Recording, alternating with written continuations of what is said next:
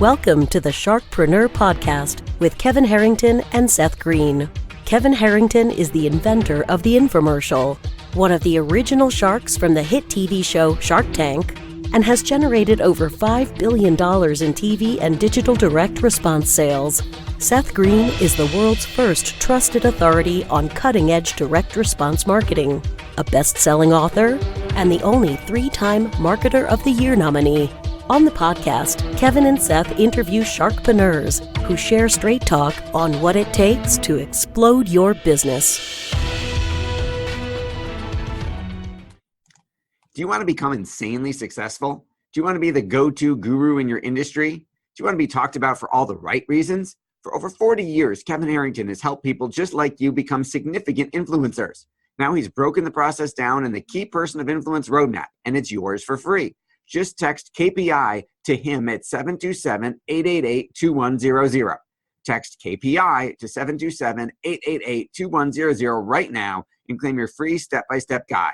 Text KPI to 727-888-2100 to get the recognition you deserve and experience the success as the go-to voice everyone listens to in your industry today. Hey, welcome to the podcast. This show gives me the opportunity to talk to really interesting and world-class marketing copywriters, people all over the world. In fact, today I'm doing an interview with someone who is in Thailand as we speak, and that is with Mitch Miller, the co-owner of Opposed Media, author of 5 books, and a copywriting guru to many, many people.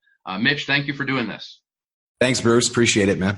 So let's start with you and how you got started, where you're from. Was there something in your upbringing that said, yeah, this kid's going to be a marketing copywriting guru? I know you grew up in Canada. You were born in Edmonton, correct? Yeah, I was born in Edmonton, and that's where I stayed until I was in my early 20s. And you know what? There actually was a seed of becoming very good at copywriting when I was young, but I didn't even really realize it till kind of recently when I went back for Christmas and my mom brought out these books that I had written in the first grade. I'd actually written full-on books that had laminated covers. I illustrated my own covers. I named them. There were terrible stories, of course. but I actually wrote full books when I was back in grade 1. And then, going forward a few years, I was always the top of the class for spelling and grammar. And so I was always able to write. And so that, I could do the words. I've always understood words. There's some weird thing in my brain where I actually, if you say a sentence to me, my brain plays it backwards at the same time, which makes no sense. And I actually know the alphabet backwards better than I do forwards and always have. It's just a weird little glitch in my brain. Wow. Most kids in first grade can barely complete a sentence, and you're writing books. That's really, really cool. So talk about your early career. How did you get started, and how did you get to the point where you founded and are now very successful with your company, Opposed Media?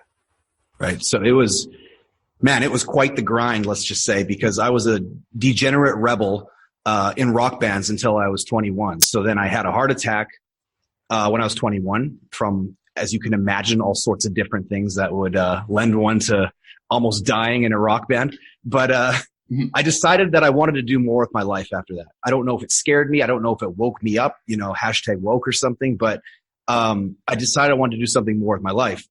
But I was still completely clueless. So I didn't know what I was doing. But I knew that I found Tony Robbins early on. And Tony Robbins had interviewed a guy named Jay Abraham about marketing.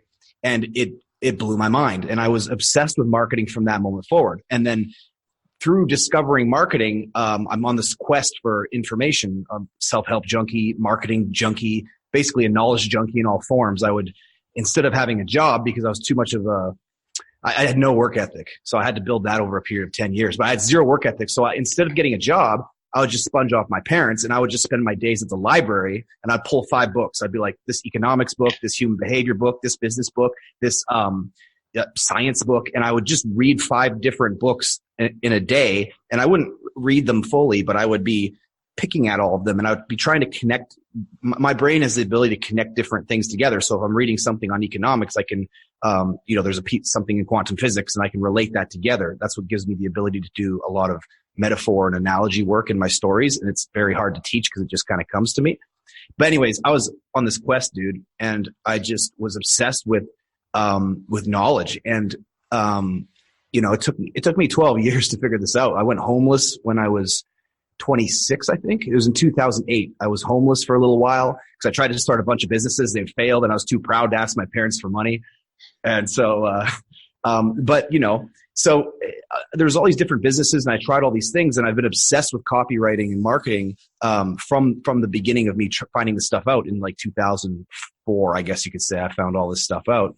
And it's interesting because, like, this is interesting, Bruce. It's like back in 2008, like when I went homeless, I had all the knowledge, right? Like all the secrets, like all the books, like I had all that shit, but I couldn't implement any of it more than 2 steps in because I was still an idiot.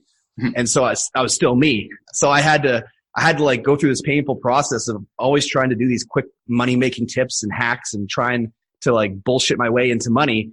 And having it drummed into me that no, you have to change as a person and become a capable human. And so I had to develop work ethic. I had to develop personal responsibility. And man, that stuff sucks. Like, I wish I didn't have personal responsibility. I'd like to just lay around like a dog and just sponge off somebody. But if you want to get things done, you have to, take that responsibility. So anyways, where it became with the copywriting was, I realized that I was really good with copywriting. And I also realized how important it was and how it's like the glue that holds the world together. It's like, it's so important that our civilization is based around stories. Religion holds us together. There's nothing but stories. It's a narrative. And so I realized that I wanted to master words because I have this natural propensity or whatever it is in me to be able to do that. So, I got good fast, man, just by like, cause I had a lot of it natural. So once I got rolling, it just kind of came to me. And so even though I teach it to people, I do tell people quite a bit that like, if you want to be like, anyone can write copy that's good enough to sell your offer. Let's not bullshit ourselves, but not everybody can be that super charismatic, witty metaphor, crazy analogy. Like, analogies come to me faster than my dog when I'm cooking in the kitchen. So it's like, you don't have to say that shit to sell something. And that's just the salt and pepper. So I tell people that don't try to be like your favorite copywriter. Just try to be yourself and make sure that you hit the solid principles of copywriting. What was you said you realized you were good at this. What was your aha moment? What did you write something in specific, right? In particular, did you work on a specific piece of copy, or was it just something in general where you said, holy crap, I'm good at this? Well, it was mostly seeing, like I would do a copywriting course, a John Carlton book or a Gary Halbert seminar that I would torrent or pirate because I didn't have the money to pay for it or something. And I would go through this and I would see good copy, obviously from these guys. I would see their sales letters, and I would also, but then I would see all the other copy that's written online, and I would be like, this is not good. Like, I could tear it apart. I'm like, this is weak. This is sloppy. He's saying the same fucking thing 3 times in a row. What the hell's going on? Like, he could have said that in 3 words. It's like, why did he use that analogy? That's so weak. And so I started seeing these, it all looks so bad to me. And then I was like, but then I started writing, and then I realized, oh, I'm sloppy too, even though I know the right thing to do. So then I started working on it. And, when I had a landscaping company before I started this, advertising marketing kind of, agency thing, like whatever we got going on, I can barely even categorize it. But when I was in the landscaping business, I had to get clients. So I'd write ads and then in the classified to get myself clients. And man, I could get those to pull. I could get the phone to ring like crazy. And so I realized at that point, like, okay, like I kind of understand the market to message match and just kind of how to get people to take action. But it wasn't until like 2014 or 2015 we started having bigger wins when we started. We did one campaign that we took this company from $178,000 a month to $1.6 million a month in 4 months based off of one campaign. It was one sales letter with some follow up and stuff. And you do a few of those, especially when you do them underpaid, and you real quickly start to like have some faith in yourself. So even though you're good, until you get those results, man, you don't really know. You talk about not knowing until you really know. Not everything goes perfectly along the way. Even giant companies stumble and make mistakes. So talk to me about, is there something you did, whether it was a campaign for a client or something you did for yourself or something where it was a clunker? and you said, well, that didn't work, but you learned from it. Yeah. Unfortunately, most of what I write is clunkers until like the second or third iteration. Now that I only write for myself, I can screw up in private and use my own money to kind of screw everything up. But back in the day, man, like if something doesn't work, it's like, I feel bad because the client, the client's paying money to test something. And it fails, of course. And then you have to use that data to refocus. And so that's why it's important to pick the right clients so that they understand that it's always a work in progress, and they have to kind of trust that you're not a complete moron and you can make those changes to get there. But yeah, man, there's been certain, like there's markets that I should never have gone into. I got into, I don't do well in finance and things like that. So I started selling, did some campaigns for financial advisors and things like that, and completely bombed them. I just did so bad because, and especially at that time, I couldn't manage my money worth shit. So it was like, I'm the furthest from the, understanding the buyer of financial advisor stuff, because I'm like a kid who's not even caring about that at that point. And I'm also the furthest away from the voice of somebody who is an expert in that stuff. So it's like, I'm not the market, and I'm not the business. I'm nothing. I don't know any of these voices. And so I couldn't piece anything. I couldn't piece a message and market match to save my life. And so that was kind of the biggest thing, was like, choose markets that you understand. Mm-hmm. That's funny because here with us at Market Domination, that happens to be one of our niches, is the financial advisor market, and it's okay. Something that we do well because we know it. My Seth Green was and still is a financial advisor, so it's an area that he started in. But you're right. You've got to learn your market. You got to know what your market is, who's your audience, and then what the message is to reach them. And the words just don't spew out without doing some homework. So talk to me about your research process. You said you're really only writing for yourself now, so you know yourself, you know the client. But when you were writing for others, how much time was spent on research versus the actual writing? Did it vary depending on the market, on the client? It varied depending on my mood, which is terrible, which is why a lot of campaigns failed. Why I shouldn't have been in the financial advisor space, because like obviously there's a formula to crack there. And if I just decide to take on a client just because I want some money or just want to jump into multiple niches, then I'm really just, it's impossible to, unless that's the singular client, you're going to sit there and focus for months on that market trying to crack it and research it. You're just setting yourself up for failure. So, now I just do content and sales off the top of my head for my own stuff. I don't have to do, my life is research anyway. But to answer your question, when I was writing for other people, I spent 80% of my time researching and what I call like dumping data onto a giant document, like facts, statistics, figures, stories, pieces, ideas, and just one giant document. And that 80% is also figuring out that angle, or like what some people call the big idea, but for me, it's like the angle. And it's like, that was very little time is spent writing, because I'll take the 80%, just grabbing all the ammo, so to speak, and putting it in a giant document.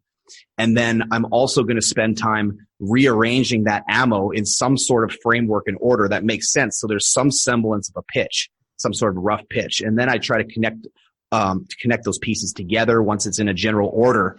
And then I do kind of the last 10%, which still takes 12 hours. Generally, it's like one full long ass day. But that last 10% is generally that stuff that people try to do first, that massaging and the, connecting and making sure everything is, good and all that. An indication of how good you are at this, by the way, is the fact that twice now, you've actually, as you've answered a question I've asked, you've also answered a question I was going to ask. So it's you were almost anticipating where I was going. So this is very good. We're on a Vulcan mind meld going here, which is kind of cool. Oh, I love that. That's cool.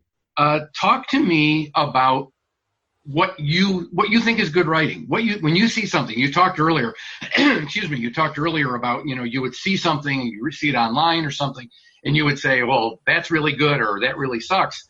What do you see in writing? What makes it good to you? What makes it great? So if we're going to talk in general, then I would say what makes writing great to me, I guess you could say, and obviously I'm going to try to, go outside of that and give some advice too. But I would say number one, makes people feel emotions. And I'd say the more intense, the better,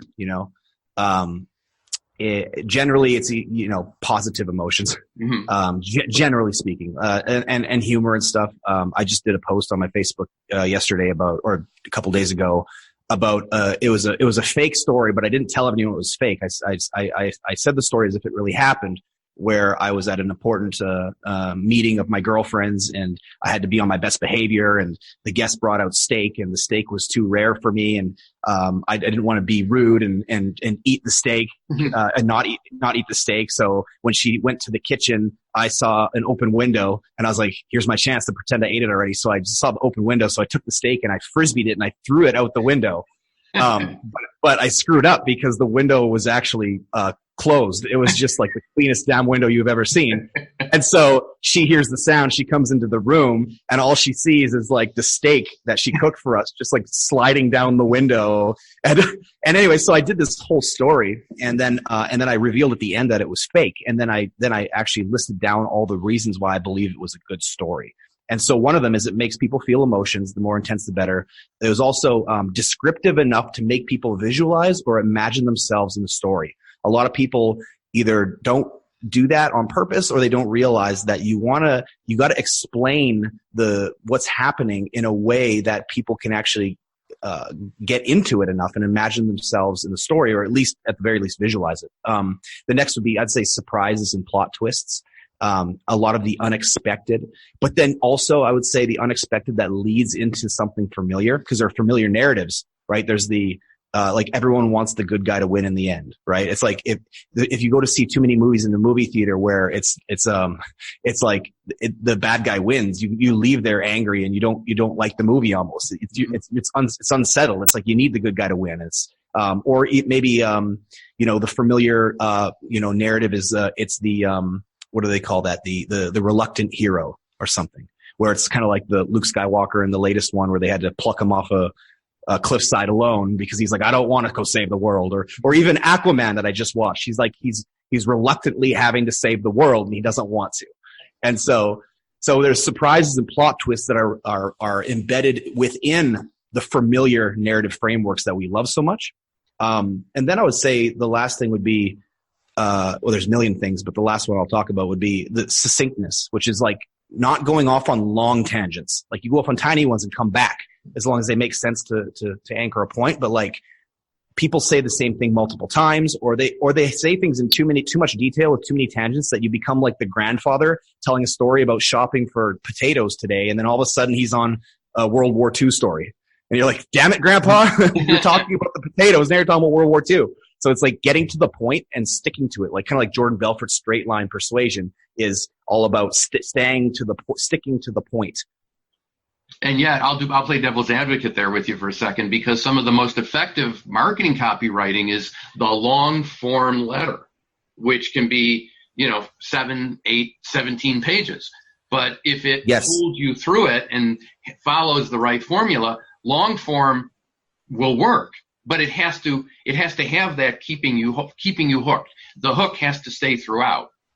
Yes, and that's I'm glad you said that, because when I do sales letters, they're typically like 20, 30 pages long. I don't hold back, man. And then I'll usually do 50 to 60 pages, and I'll carve it back, and I'll be like, oh shit, it's still 30.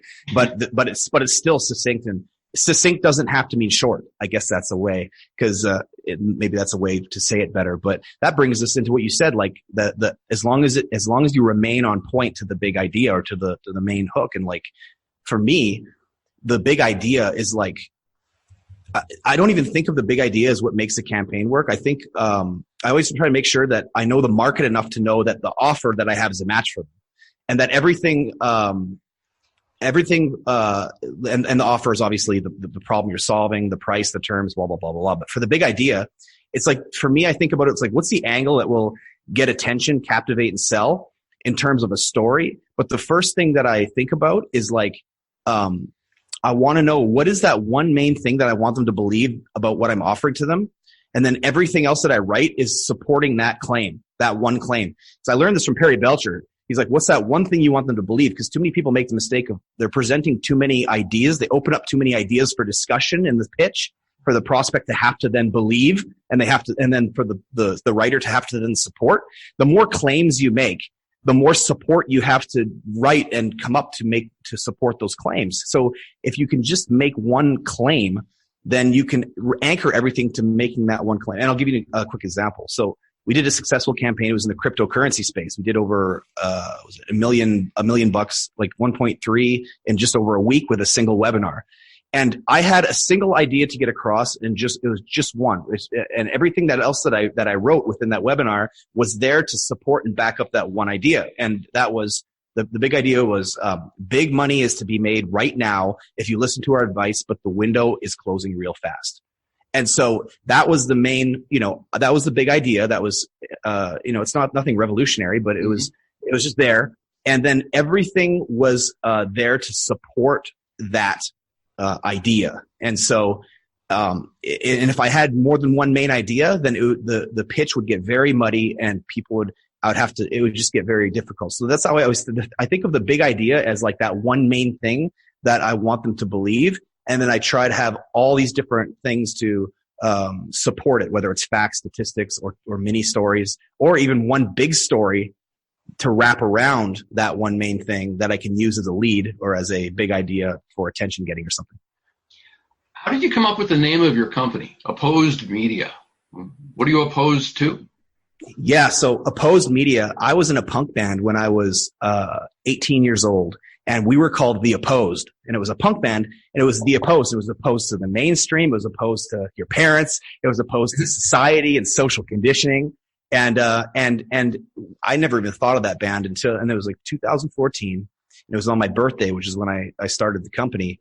And I was in the car with my old friend. He was actually the singer of that band, and we were reminiscing and stuff. And he pulled out an old CD. It said The Opposed on it. I was like, The Opposed. I'm like, Opposed. I'm like, yes. I'm like, Opposed Media. And then our tagline at the time for our business was Defy Industry Norms. And so what I mean by Opposed Media is that I'm opposed to industry norms, the normal way of doing things. I'm opposed to not thinking. I'm opposed to, if in a nutshell, social conditioning and blindly being a sheep and following the herd.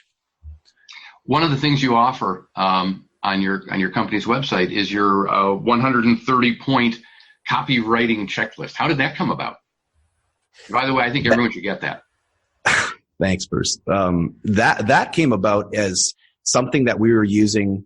There was all these tiny little points that I had when I would start to write something. I didn't want to forget anything, and so I created this checklist. It was only a 6-month period when I started writing down a whole bunch of things. I'm like, okay, because my results for myself were inconsistent. And then I would look back and be like, God damn, I forgot that one thing. Or it's like, how could I forget that? Like, did I really just forget that? Like, how boneheaded am I?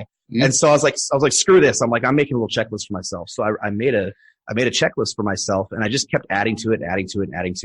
And I just tried to make it as big as possible, so I don't forget anything. And then when we decided, we were launching the website, actually, I said, damn, it'd be cool to give everybody like this checklist. So then I went through it, and I took the document, and then I just added more to it, because there's a lot of things that I do subconsciously, or let's put this way, there's things that I would never dare forget, but I can't assume those are the things that other people wouldn't forget. Mm-hmm. They're not like me. So I added to it, and then, then we made it into a little PDF or whatnot.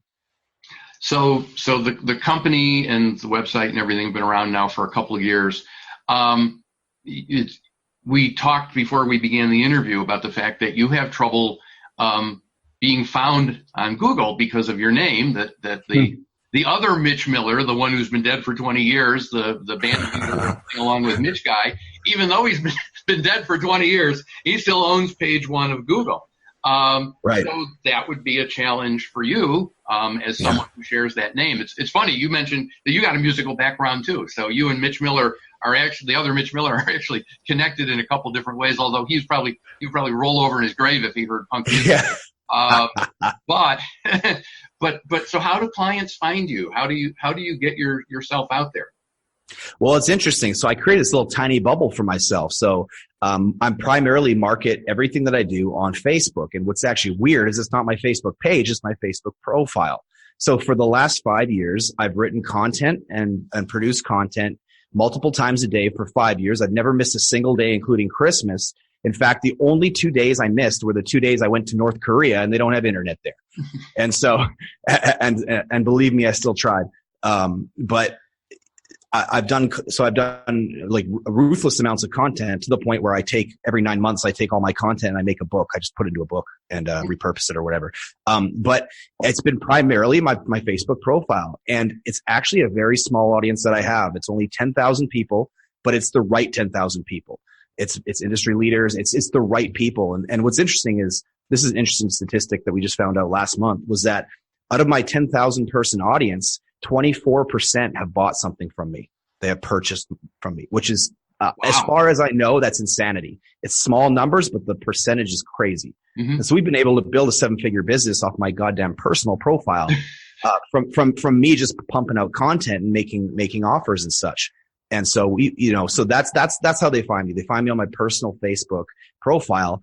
I duplicate everything I do on my profile, and on my page, someone on our team, she'll just, whatever I post on profile goes onto the page, because we just hired Dennis Yu's team to just take what I'm doing on this very small scale within Facebook profile and replicate that now out into the world through the general Facebook land. So that's the plan.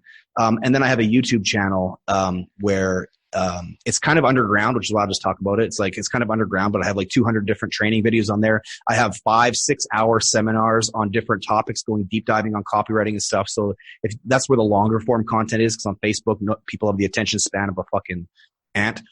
And then our website, opposedmedia.com, that gets some visits because people will Google that, but that's about it, man.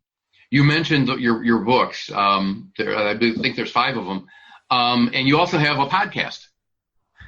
So I completely fell asleep on the podcast. I got about 5 episodes deep, and then I lost motivation. Oh man. Well, you got to get back into it, because you are a great interviewee, and I imagine you're just as good as an interviewer. So you should get back into that. Thank you. What's the best advice you've ever gotten? Oh man. Damn, put me on the spot. Best advice I've ever gotten. Okay, this is going to sound weird. This is probably not the best advice I've ever gotten, but it's the best that I could think of off the top of my head. A friend of mine, Ryan Demchuk, and this was when I was trying to make it, but I was still a complete screw up. And I didn't come to terms. I was still lying to people, and I was stealing things, and I was just, not being good. And he said to me, hey man, we were working out one time in the gym. He said, I just thought of something. He's like, I realize how much of a piece of shit we are. And I said, excuse me, speak for yourself, bro. Mm-hmm. And he's like, no, he's like, think about it. He's like, look at what we do. He's like, we're not good people. Everybody thinks they're the hero of their own story, but what if you're actually the villain? And I was like, well, he's like, I think that we should admit to ourselves that we're pieces of crap.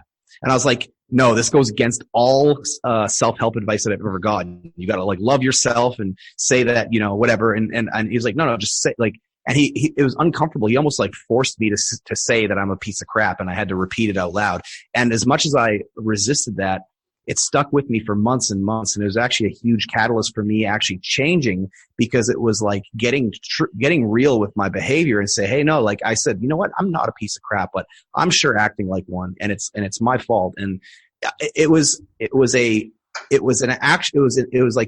piece of personal responsibility, an advice to take personal responsibility for how I am seen towards others. Because even if I don't believe I'm a piece of crap, deep down, it's my results show that I am to the public. They don't know who I am deep down. All they see is my actions. If my actions are lying and being a bad person, that's what I am. The meaning of your communication is the result that you get. And so that was what he installed in me. And for whatever reason that was, it gave me this sense of it's like an alcoholic finally admitting he has a problem. And now he can be like, oh, now he can change it because he's not resisting it. And so a lot of self-help screws you up. And they're like, they say, they almost help you resist that longer. No, you're great. You're great. You're good. It's almost like, it's like, you're good, girl. He's an asshole. You don't have to change. You're perfect, girl. And it's like, no, girl, you got some issues you need to sort out before you can find a good man. You need to admit it. You don't want all your friends cheering you on. You don't want all the Tony Robbins books cheering you on sometimes either. Sometimes you need to be like, oh yeah, I am this, and accept that. And then that finally opens up a window to change or something. That's really good advice.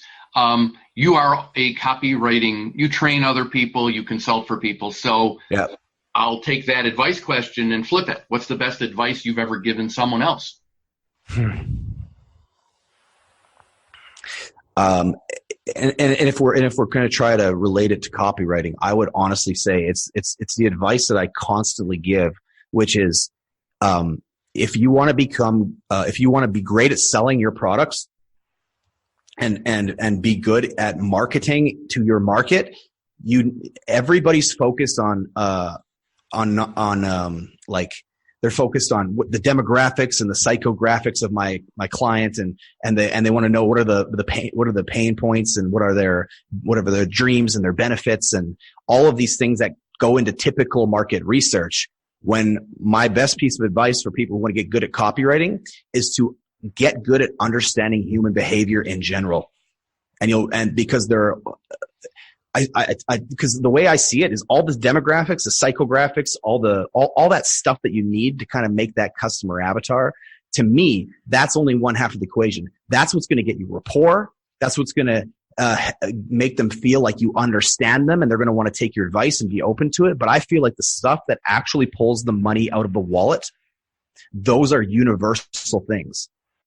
And like wanting to be a better father, or quitting smoking so that you can see your grandkid grow up. It's like those are universal, man. You don't need to. So my point is that I feel like everybody should really try to understand human behavior and human motivation in general, and then when you go to the specifics, you will understand how to sell a lot better. Good advice. Last question.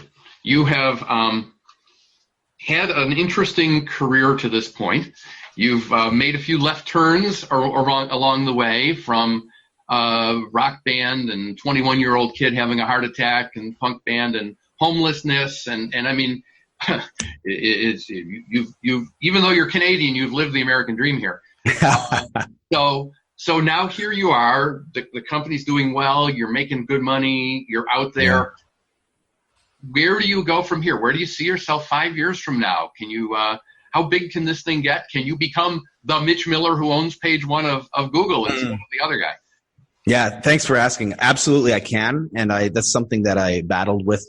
But a couple years ago, I've kind of I've unhinged those maybe limiting beliefs, and I believe that like the next 5 years are going to get crazy, because every year, I believe in 2018 we did 13 live events, and we do events every year in different countries. Like we did one in Puerto Rico where we had 100 people come out to learn my Facebook marketing secrets. We have an event here at my house next month where we have already 63 people who are flying from all over the world to learn from us, and so events are my thing. That's where I really shine, because like in person you can help, and I love that. And so the next 5 years are all about doing nonstop events and workshops, and there's no stopping. Like what I've barely scratched the surface of what I'm doing, and I get letters, man. Or messages virtually every single day from multiple people saying how much my content has changed their lives. And I'm not saying anything new, but I'm just saying it in maybe with intensity and emotion, and but also I'm packaging it up with metaphors and analogies that they can actually understand. And for the first time in their lives, some of this advice actually sinks in and they use it. I've had at least a message every two to 3 weeks where somebody says that they were thinking of committing suicide. And now, and it's like it's some deep stuff, and we post those up on our website from time to time, and we keep and I always post those ones on I block the names out and stuff, and I ask their permission. But this happens on a regular basis, and I'm like, shit, man, we're doing something deeper than just teaching marketing strategy or teaching copywriting. Really, what we're doing is we're giving people maybe a hope of a better life, and they can become that person they really want to, and they can get out of their shell, and they don't have to follow the herd, and they can make something of themselves. So I feel like I've chosen to wrap everything that I do, the marketing, the copywriting, the business strategy. I wrap it in this packaging of deeper change, and it's my own weird brand of self-help where I swear a lot. I'm dark. It's dark humor and offensive stuff. It's almost like the dark stand-up comedians and stuff. And so to make a long story short, it's just it's really just almost my weird twisted version of self-help that's taught through helping people in their business. Perfect. That's a great way to wrap this up. Thank you for doing this. We've been talking to Mitch Miller, co-owner of Opposed Media. Go to opposedmedia.com and check it out. Check out, can anyone just friend you on Facebook so they can see your profile? You can follow, which actually has the same thing as the same things as friends now. Perfect. Well, let's check out Mitch's constant contact and content on Facebook, and let's all help him take over from the other Mitch Miller. Thanks for doing this. Thanks, Bruce. Appreciate you, man. Do you need money to fund your idea, product, or service? Are you ready to take your business to the next level but need capital to get it done? Kevin Harrington has heard more than 50,000 pitches and knows how to help you make the perfect pitch to get the funding for your entrepreneurial dream.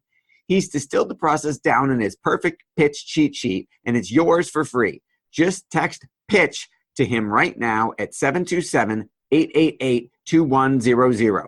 Text PITCH to 727-888-2100 right now and claim your free perfect pitch cheat sheet. Text PITCH to 727-888-2100 to start funding your dream today. This show has been produced by Market Domination, LLC. To discover how you can have your own show completely done for you and turn it into a real published book and become the authority in your marketplace, go to www.marketdominationllc.com/podcast offer.